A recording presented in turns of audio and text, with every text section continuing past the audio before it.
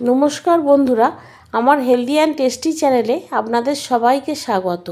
আশা করি আপনারা খুব ভালো আছেন, আমিও খুব ভালো আছি। আজকে আমি আপনাদের করে দেখাবো লাউ দিয়ে মুসুর ডাল। লাউ তো আমাদের শরীরের পক্ষে খুবই উপকারী একটা জিনিস, আর এইভাবে মুসুর ডাল দিয়ে যদি লাউটা রান্না করা হয়, এটা খেতে খুবই সুস্বাদু হয়। আপনারা এইভাবে লাউ দিয়ে একবার ডালটা রান্না করে দেখবেন, আশা করি আপনাদের খুব ভালো লাগবে। আর ভালো লাগলে আমার চ্যানেলটিকে অবশ্যই লাইক, শেয়ার আর সাবস্ক্রাইব করে দেবেন। তাহলে চলুন দেখে নিই আমি কিভাবে লাউ দিয়ে মুসুর ডালটা রান্না করি। আজকে আমি আপনাদের করে দেখাবো লাউ দিয়ে মুসুর ডাল। তার জন্য এখানে আমি মুসুর ডালটাকে খুব ভালো করে ধুয়ে নিয়েছি। আর এখানে আমি লাউটাকে সরু সরু করে কেটে নিয়েছি। মুসুর ডালটাকে খুব ভালো করে ধুয়ে নিতে হবে, একদম পরিষ্কার করে। দিয়ে আমি গ্যাসের মধ্যে একটা কড়াই বসিয়ে দেবো।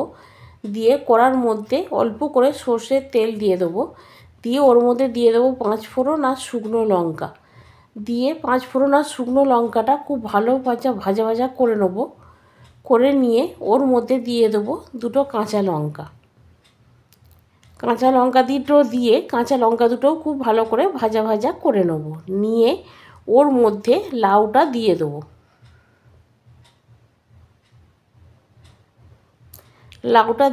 লাউটা খুব ভালো করে ভাজা ভাজা করে নিয়ে ওর মধ্যেই মুসুর ডালটা দিয়ে দেবো।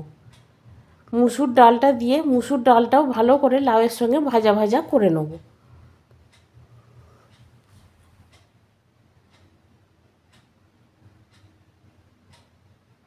ভাজা ভাজা করে নিয়ে ওর মধ্যে দিয়ে দেবো হলুদ গুঁড়ো আর পরিমাণ মতন নুন। দিয়ে নুনটার হলুদটাও লাউ আর ডালটার সঙ্গে ভাজা ভাজা করে নেব। করে ওর মধ্যে পরিমাণ মতন জল দিয়ে দেবো। জল দিয়ে ভালো করে লাউটাকে আর ডালটাকে নাড়াচাড়া করে আমি চাপা দিয়ে দেবো। তারপর 5 মিনিট পর ঢাকাটা খুলে দেখে নেবো যে লাউটা আর ডালটা ভালো করে সেদ্ধ হয়ে গেছে কিনা। দিয়ে খুব ভালো করে নাড়াচাড়া করে ওর মধ্যে দিয়ে দেবো অল্প চিনি। দিয়ে ডালটা আবারও নাড়াচাড়া করে নেব। করে তাহলেই আমার রেডি হয়ে যাবে লাউ দিয়ে মুসুর ডাল।